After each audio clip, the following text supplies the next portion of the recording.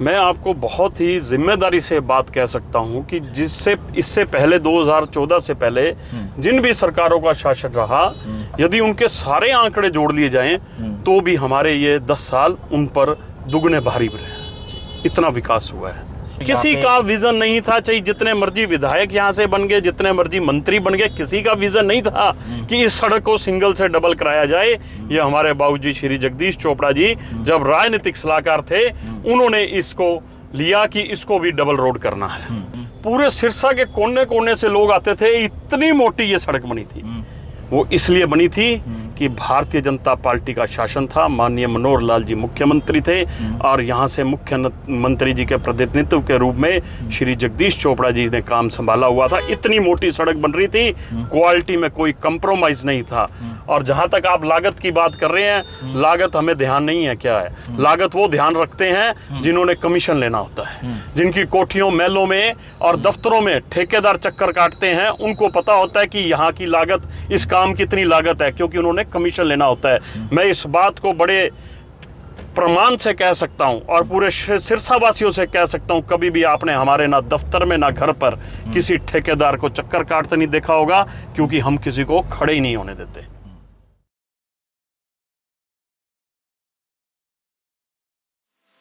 सपनों की दुनिया में अब एक नई चमक लाएं। अपने घर की रौनक में 4 चांद लगाएं। थकी हुई दीवारों में नया जोश ले आएं। इंटेलेक्स पेंट्स के संग जिंदगी में कुछ अच्छी यादों को बनाएं। संपर्क करें 1822123494 पर।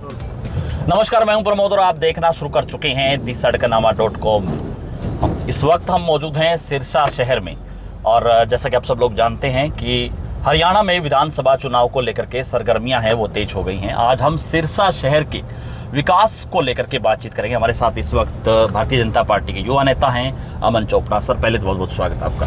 बहुत बहुत स्वागत प्रमोद जी। क्या कुछ कहना चाहेंगे जिस तरह से सिरसा शहर की हम बात करें तो, क्योंकि अभी चुनाव भी है और ये बड़ा मुद्दा है सिरसा शहर में कि सिरसा शहर में कितना विकास हुआ। हालांकि भारतीय जनता पार्टी की सरकार है 2 प्लान से, पहले मनोहर लाल 1 और फिर मनोहर लाल 2, यानी कि अभी हाल ही में जो नायब सिंह सैनी हैं उनको मुख्यमंत्री बनाया गया है। क्या कुछ कहना चाहेंगे सिरसा शहर के विकास और विजन की बात करें तो क्या कुछ कहेंगे सर?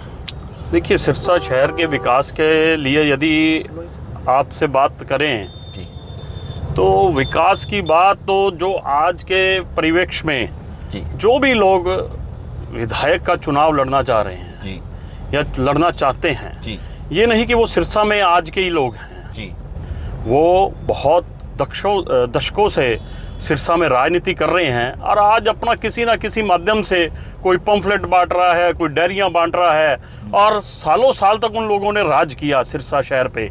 मगर उन्होंने जो विज़न आज अपना दिखाने का काम कर रहे हैं वो कभी धरातल पर उतारा ही नहीं। उनके पास मौका था उतारने का, मगर वो कभी भी उन्होंने ऐसा सिरसा के बारे में नहीं सोचा कि हम सिरसा को प्रगति पर लेके जाएं। सिरसा की मूलभूत जो बातें हैं या जीवन रेखाएं बन सकती हैं, उनके लिए हम काम करें।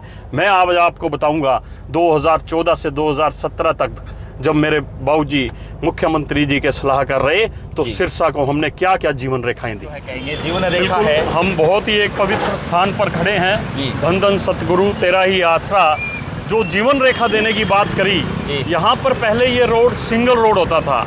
जब बाबूजी मुख्यमंत्री जी के सलाहकार थे, सबसे पहले इस रोड पर, क्योंकि इतनी भारी तादाद में संगत आती थी और आज भी आती है, यहाँ पर भयंकर ट्रैफिक जाम रहता था। किसी राजनेता ने नहीं सोचा कि किस प्रकार इस रोड का उद्धार किया जाए। इस सिंगल रोड को डबल रोड करने का काम उस समय में किया गया और जिससे बहुत बड़ी ट्रैफिक की निजात मिली और लोगों को समस्याएं आ रही थी जो, उससे भी निजात मिली। और आज आपके सामने है कैसे लोग आराम से जा रहे हैं, आराम से आ रहे हैं, किसी को कोई दिक्कत नहीं, कोई परेशानी नहीं आ रही। यहाँ तक आपने कहा कि पहले सिंगल रोड होता था, फिर डबल हो गया। ये इस तरह के जो रोड हैं वो सिरसा शहर में कितने बन पाए?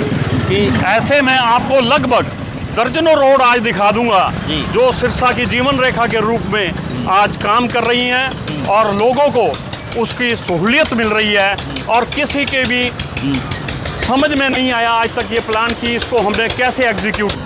शाह सतनाम जी चौक के बाद जो सिरसा में ऐसी कितनी सड़कें हैं जिनको आपने कहा कि जो पहले सिंगल होती थी, यानी कि 2014 से पहले तक सिंगल होती थी, उसके बाद है उनको डबल बनाया गया? ऐसी मैं आज आपको दर्जनों सड़कें दिखा दूंगा जी। सिरसा शहर की जो सिंगल होती थी और जिनको डबल कराने का काम किया। ये पहली सड़क है जी। जो सतनाम सिंह चौक जी से लेकर परशुराम चौक तक जो ये सिंगल थी और डबल होगी, जिसका लोग आज सुविधा भी ले रहे हैं। और उससे पीछे भी सिंगल थी कोई काफ़ी रोड, उसको भी डबल कराने का काम किया गया डेरे तक। और आगे भी मैं आपको दिखाऊंगा जैसे जैसे हम चलेंगे कि क्या क्या कार्य हमने किए। जी, चाहे परशुराम चौक की बात कर लें, शाह सतनाम चौक से परशुराम चौक पे ये भी सड़क काफ़ी, क्योंकि पहले काफ़ी कंजस्टेड था ये रोड और डिवाइडर की वजह से भी मतलब जाम की स्थिति यहाँ पर बने रहती। देखिए, डेरा की तरफ जो लोग बिल्कुल जाते थे। देखिए, डेरे की तरफ जाते थे तो काफ़ी दिक्कत आती थी, ये सड़क ब्लॉक हो जाती थी। बाईपास दूर दूर के गांवों से लोगों को डेरे में आना पड़ता था। आप एक बार विज़न लीजिए किस तरह से आराम से लोग इस तरफ से जा रहे हैं और उस तरफ से आ रहे हैं, किसी को किसी प्रकार की परेशानी नहीं आ रही। इससे ये जीवन रेखाएं होती हैं शहर को, जो एक विधायक का या राजनेता जिसको अवसर मिलता है काम करने का, ये काम उसको करवाने होते हैं। जी, जिस तरह से मतलब जो सड़कों की बात की, इसके अलावा अभी अगर हम और बात कर लें सिरसा के विकास को लेकर के, तो क्या कुछ जो कि अब तक हुआ, क्या कुछ कहेंगे? देखिए, विकास के मायने में तो जितना विकास हरियाणा सरकार ने करवाया है, जी, मैं आपको बहुत ही जिम्मेदारी से बात कह सकता हूं कि जिससे इससे पहले 2014 से पहले जिन भी सरकारों का शासन रहा, यदि उनके सारे आंकड़े जोड़ लिए जाएं तो भी हमारे ये 10 साल उन पर दुगने भारी रहे। इतना विकास हुआ है। और अब हम पहुंच गए हैं ये आर्य समाज रोड पर। जी। देखिए, जी, ये आर्य समाज रोड भी, आप भी सिरसा में ही प्रमोद जी रहे हैं, पले हैं, और आपको पता था ये 20 फुट की रोड होती थी। काफ़ी कंजस्टेड, काफी कंजस्टेड थी ये रोड। और आज इसका दृश्य देखें, कैसे हरियाली हो रही है इस रोड पर और कितनी चौड़ी हो रही है। ये भी सिंगल से डबल रोड बनी। कितना बड़ा काम था ये, कितना बड़ा काम था, जो यहाँ पर सभी ऑटो मार्केट भी इससे जाने का आगे रास्ता निकलता है। और यहाँ पे इस गली में भी देखें, यहाँ पे भी बहुत ट्रैफिक जाम रहता था, और अब आपके सामने है यहाँ पर कितना ट्रैफिक है, कितना लोग सुविधा से जा भी रहे हैं, आ भी रहे हैं। आप एक बार ये भी देखिए, क्योंकि ये तो बाजारों से कनेक्ट होने वाली मेन मुख्य सड़क थी। और किसी का विजन नहीं था, चाहे जितने मर्जी विधायक यहाँ से बन गए, जितने मर्जी मंत्री बन गए, किसी का विजन नहीं था कि इस सड़क को सिंगल से डबल कराया जाए। ये हमारे बाबूजी श्री जगदीश चोपड़ा जी जब राजनीतिक सलाहकार थे, उन्होंने इसको लिया कि इसको भी डबल रोड करना है। आपके यहाँ के क्षेत्र के प्रतिनिधि पर डिपेंड करता है कि उसने आपके शहर का कितना कायाकल्प कराना है। जिस वक्त प्रतिनिधित्व हम भारतीय जनता पार्टी की तरफ से यहाँ पर कर रहे थे, ये उस समय के मैं आपको बातें गिना रहा हूँ या काम गिना रहा हूँ जो एक कार्यकर्ता के रूप में हमने करवाने का काम किया। अब ये चौक आ गया है जिसको अब अमर शहीद बाबा बंदर सिंह बिल्कुल कहते हैं। ये भी चौक उसी समय बना जी, उसी कार्यकाल के दौरान ये चौक भी बना, बिल्कुल निश्चित रूप से बना जी। बाकी ये जो सड़क है, यहाँ पे भी तो डिवाइडर काफी कंजस्टेड था सालासर धाम मंदिर के आगे। देखिए, ये बिल्कुल आप ठीक कह रहे हैं, ये वैसे हाईवे का अंडर आती हैं ये सड़कें, नेशनल हाईवे का पार्ट था जी। तो निश्चित रूप से इसके बाबत भी मैं आपको बताऊंगा। इसके लिए भी बहुत दो बड़ी योजनाओं के तहत काम करवाया जो क्रियान्वयन में अब आ रही हैं, मगर वो उस समय कह के और सीएम हाउस से सेंटर में भिजवाया गया था। और एक सड़क का काम तो हो गया था जो निशु राज से लेकर और महाराणा प्रताप चौक तक, दिल्ली पुल तक, वहां तक जो डबल रोड बनी है, वहां पे भी सिंगल होती थी। ये भी उसी समय का काम है। हम वहां जाएंगे तो मैं आपको वो भी बताऊंगा जी। तो ये जो चौक है, जिसको पहले सागवान चौक कहते हैं, बाद में इसका नामकरण किया गया कि अब श्री गुरु गोविंद सिंह चौक ये हो गया।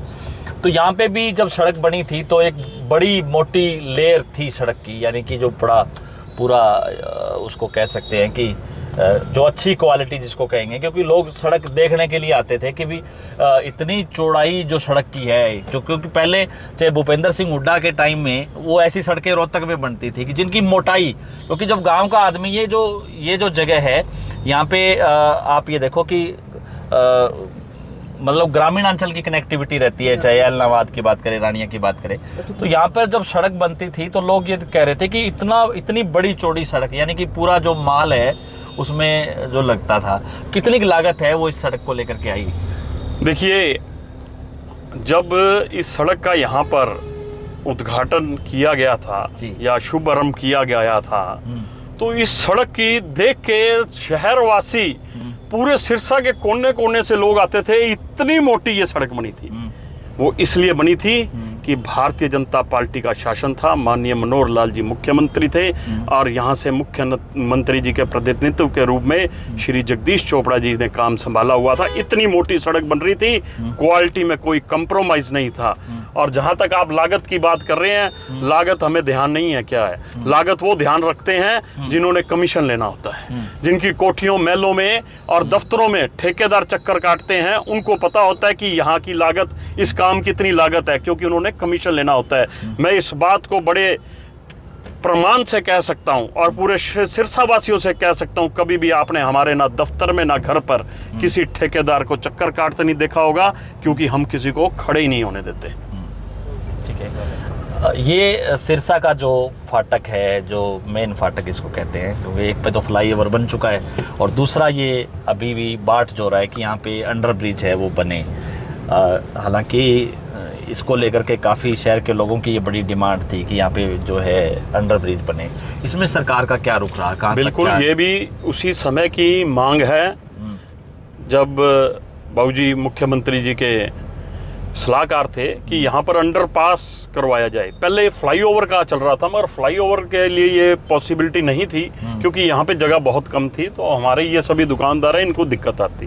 तो उसके बाद इसके लिए अंडरपास का प्रोविज़न दिया गया और इसका अंडरपास का आप शहर वासियों को जान के खुशी भी होगी, इसका टेंडर लग चुका है और वो खुलने वाला है। और ये सड़क भी, क्योंकि ये भी पहले उसी तरह से जो आप बता रहे थे कि कुछ सड़कें ऐसी बनी जिसमें जो पहले पतली रोड होती थी या कंजस्टेड थी, अभी इसको भी चौड़ा किया गया है। ये पहले क्योंकि बाल भवन से लेकर के आगे, और हमने खबर भी करी थी कि नेहरा साहब की कोठी है वो भी बीच में आ गई थी इसके। देखिए, जिसकी भी कोठी बीच में आ गई थी, विकास कार्य में कोई रुकावट नहीं आई, मगर इस जगह के लिए तब 2009 से 14 तक मुख्यमंत्री हुड्डा थे और आप मानेंगे नहीं, शहर के कितने लालों ने यहाँ पर एक्सीडेंट के माध्यम से अपनी जान खोई। और यहाँ पर सद्बुद्धि हवन यज्ञ भी बाबूजी ने करवाया था कि भैया हुड्डा तेरे को कोई समझ आ जाए, ये सिरसा की सड़क काल बन रही है, यहाँ ना जाने कितनी जानें चली गई हैं, मगर हुड्डा के कान पे जूं भी नहीं रेंगी। मगर जैसे ही उन्होंने कार्यभार संभाला मुख्यमंत्री कार्यालय में, इस रोड को भी सिंगल से डबल करने का काम किया और आज आप इस रोड का नज़ारा देखें। हमने शहर की कितनी जाने, मैं मानता हूं कि तब कोई दिन नहीं निकलता था या महीना नहीं निकलता जब यहाँ एक्सीडेंट नहीं होते थे, सिंगल रोड थी। इस रोड को भी डबल कराने का काम किया और आपके सामने दृश्य है किस तरह से लोग आ रहे हैं, जा रहे हैं, खुली सड़कें हो गई। और खुली सड़कें जगह ये आज से खुली नहीं हुई, जगह इतनी हुई, ये शुरू से ही इतनी जगह थी शहर के अंदर, मगर किसी ने दूरदर्शिता से कभी सिरसा के बारे में सोचा नहीं कि हम सिरसा का क्या भला कर सकते हैं। ये जब हमें प्रतिनिधित्व मिला वहाँ पर कार्यालय में, मुख्यमंत्री कार्यालय में, ये सारा उनके माइंड में पहले से ही पिक्चर तय थी इतने समय से, जब से वो सामाजिक कार्य कर रहे थे कि क्या क्या शहर में सुधार होना चाहिए, और उन्होंने तुरंत उन चीज़ों को जो उनके माइंड में थी उन्होंने धरातल पर उतारने का काम किया।